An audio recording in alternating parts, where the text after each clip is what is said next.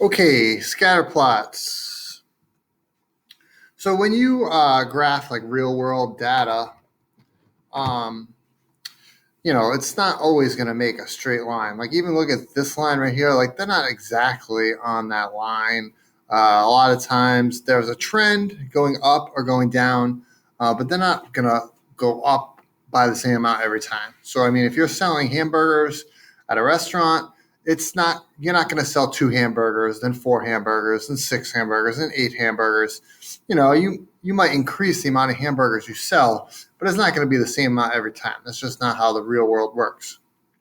So if there is a trend, it's called a correlation. Okay. And now the reason why this is called a positive correlation is because it's going up and to the right.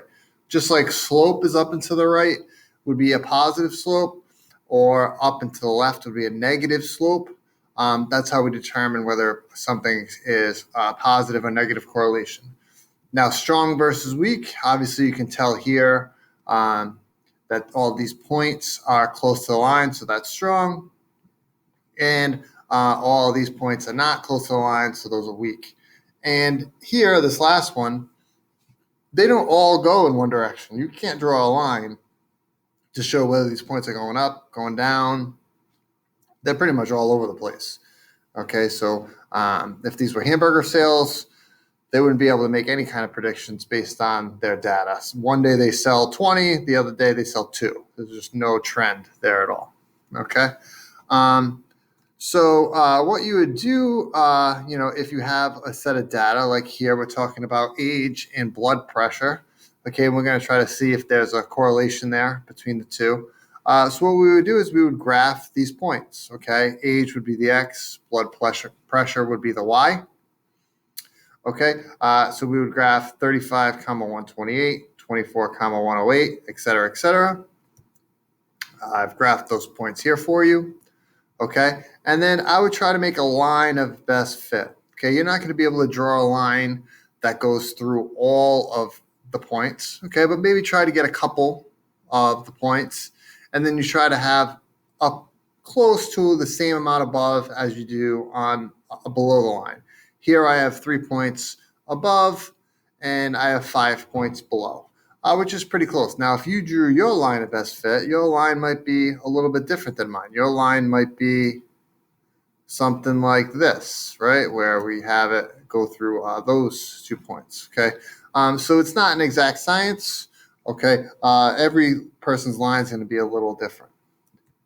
All right, now the next step would be to find the slope and the equation of the line. So what I would do here is I would find 2 points that fall exactly on your line of best fit. Okay, so these 2 points, and then I would calculate the slope, y2 minus y1 over x2 minus x1. Okay, and that would give you the slope. And then you got to place it in y equals mx plus b. We're not going to have time to go through all those steps in this video if you missed the Google Meet. So I would go back to one of my previous videos on slope-intercept and placing slope and points into slope-intercept form. All right, another thing. So now once we have our equation, okay, now we can make predictions on our with our equation. So, for example, here it says a 50-year-old has a blood pressure of 135. Okay, that's probably like an average.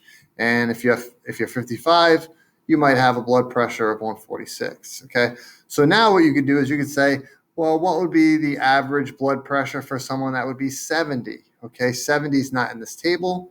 But what you could do is you could plug in 70 for X into your equation, and you could, solve for Y, and that would tell you what, a typical blood pressure would be for a 70-year-old. And vice versa. Like here, the lowest age is 26. You could plug in, 24. You could plug in, age 20 and see what the blood pressure would be for a 20-year-old. Depending on our line, chances are it's going to be less than this 108. Just based on our line, because our line is a positive correlation. Okay, that's it.